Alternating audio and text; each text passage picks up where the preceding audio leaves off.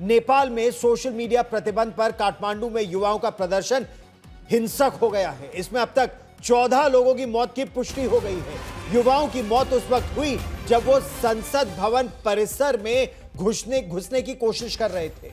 उन्हें रोकने के लिए सुरक्षा बलों को फायरिंग करनी पड़ी, जिसमें अब तक 14 लोगों की मौत की पुष्टि हो गई है। हालात इस समय कितने गंभीर हैं, इसका अंदाजा आप इसी बात से लगा सकते हैं कि काठमांडू में कर्फ्यू का दायरा उपराष्ट्रपति आवास और प्रधानमंत्री के आवास तक बढ़ा दिया गया है और प्रधानमंत्री की सुरक्षा के लिए अब सेना को तैनात कर दिया गया है। यानी खतरा इस बात का है कि प्रदर्शनकारी कहीं उपराष्ट्रपति और प्रधानमंत्री के घरों पर धावा ना बोल दे।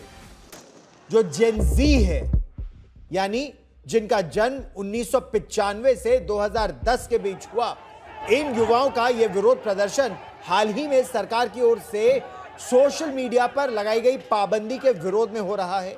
उनका आरोप यह है कि अपने भ्रष्टाचार को छिपाने और दबाने के लिए सरकार ने सोशल मीडिया पर पाबंदी लगा दी है। शुरुआत में कर्फ्यू बाणेश्वर के इलाकों में लगाया गया था, लेकिन अब उसका दायरा धीरे धीरे काठमांडू और काठमांडू के आसपास के इलाकों तक बढ़ा दिया गया है। राष्ट्रपति निवास के बाद शीतल निवास एरिया, महाराजगंज, लांचौर में उपराष्ट्रपति के घर के अलावा प्रधानमंत्री के आवास को प्रतिबंधित क्षेत्र अब घोषित कर दिया गया है। लेकिन नेपाल की राजधानी काठमांडू में सोशल मीडिया प्लेटफॉर्म्स यानी Facebook, Instagram, WhatsApp, YouTube, X, इन पर लगाए गए प्रतिबंध के खिलाफ प्रदर्शन थमने का नाम नहीं ले रहा है। आज यह प्रदर्शन अचानक हिंसक हो गया। पुलिस और प्रदर्शनकारियों के बीच जो झड़पें हुई, उसमें 14 लोगों की मौत की पुष्टि हो चुकी है। नेपाल पुलिस ने जानकारी दी कि हालात नियंत्रण से बाहर होने के बाद स्थिति को संभालने के लिए बल प्रयोग करना पड़ा। प्रदर्शनकारियों के मुताबिक शुरू में प्रदर्शन शांतिपूर्ण था। यह समय हम आपको 6 अलग अलग तस्वीरें दिखा रहे हैं। संसद भवन के बाहर भारी संख्या में युवा और छात्र इकट्ठा हुए सरकार से प्रतिबंध वापस लेने की वो मांग कर रहे थे। प्रदर्शनकारियों का कहना यह था कि प्रतिबंध जनता की आवाज दबाने और सरकारी भ्रष्टाचार के खिलाफ उठती आवाज को कुचल देने की केपी शर्मा ओली सरकार की साजिश है। गुस्साए प्रदर्शनकारी संसद भवन की ओर बढ़े और कुछ युवा परिसर के अंदर घुसने में सफल रहे। इस दौरान प्रदर्शनकारियों ने उन भवनों में तोड़फोड़ भी की और इसके बाद गोलीबारी करनी पड़ी।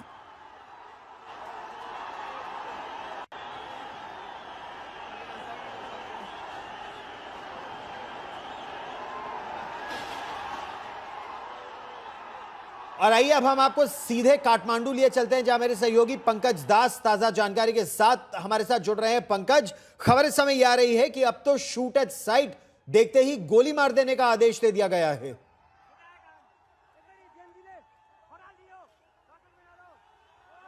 तो बिल्कुल यहाँ पे जो जिला प्रशासन है, उन्होंने पुलिस वालों को निर्देश दिया है कि कोई भी प्रदर्शनकारी यदि किसी सरकारी संपत्ति या किसी निजी संपत्ति की तोड़फोड़ करते हैं, गाड़ियों की तोड़फोड़ करते हैं, तो उन्हें देखते ही गोली मार दिया जाए।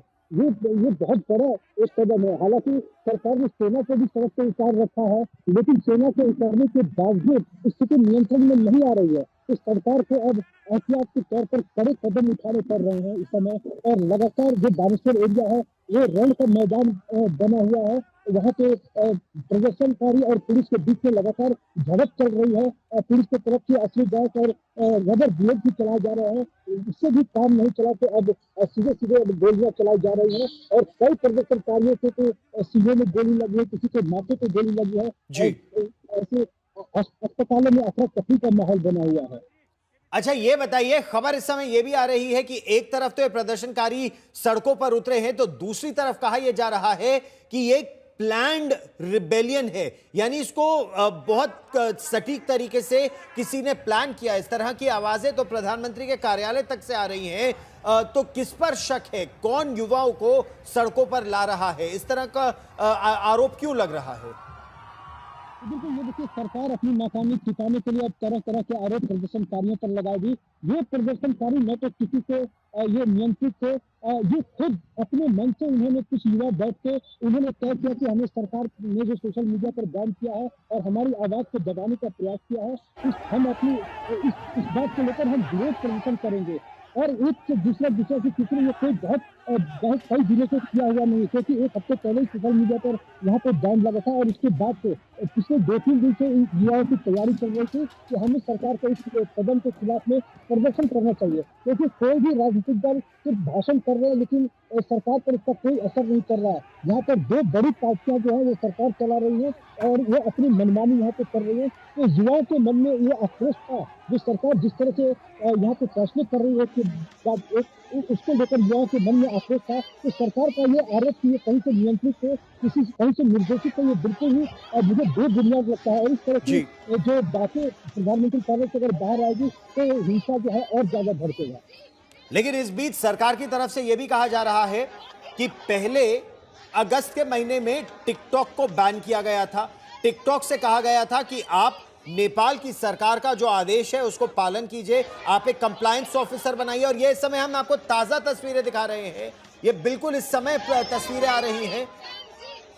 युवा अभी भी सड़कों पर उतर रहे हैं और युवा सरकार से ये कह रहे हैं कि भ्रष्टाचार बंद करो, सोशल मीडिया नहीं, unban social media, youth against corruption, इस तरह के नारे लगा रहे हैं। केपी शर्मा ओली मुर्दाबाद के नारे, सरकार के खिलाफ मुर्दाबाद के नारे लग रहे हैं। लेकिन ये जो 26 सोशल मीडिया प्लेटफॉर्म है, वो जो सरकार ने आदेश दिया है कि आप आईटी मंत्रालय में रजिस्टर करें नेपाल के कम्युनिकेशन और आईटी में, तो वो रजिस्ट्रेशन क्यों नहीं कर रहे हैं? जी, सोशल मीडिया प्लेटफॉर्म की तरफ से लगातार पिछले 3-4 महीने से सरकार को कहा जा रहा है कि आप अपने यहाँ जो सोशल मीडिया को लेकर जो नियम कानून आपने बनाए हैं, उस पर आप फिर से पुनर्विचार कीजिए। जी, क्योंकि वो प्रैक्टिकल नहीं है। सोशल मीडिया कंपनियों का कहना है कि सरकार ने जो नियम कानून बनाए हैं और जिस तरह से हमें सीधे-सीधे ये आदेश दे रहे हैं कि आप आके रजिस्टर कीजिए, वो बिल्कुल भी प्रैक्टिकल नहीं है। सिर्फ रजिस्ट्रेशन कराने से कुछ नहीं होगा। आपको कंटेंट पर कंट्रोल करना है, ठीक। आपको कंटेंट अपने हिसाब से दिखाना है, तो उसको लेकर आपको कई सारे जो नियम कानून से बदलाव करने होंगे। तो लेकिन सरकार ने इन सब बातों को नहीं सुना और अपनी नाकामियों को छिपाने के लिए इसमें सीधे-सीधे, क्योंकि सबसे ज़्यादा मुश्किल जो है वो सरकार को ही हो रही थी। सरकार का पंकज, जो आप रहिए मेरे साथ, मेरे सहयोगी प्रणय उपाध्याय भी ताजा जानकारी के साथ हमारे साथ जुड़ रहे हैं। प्रणय, हम ये तस्वीरें देख रहे हैं कि राइट पुलिस तो काठमांडू की सड़कों पर बड़ी संख्या में तैनात है।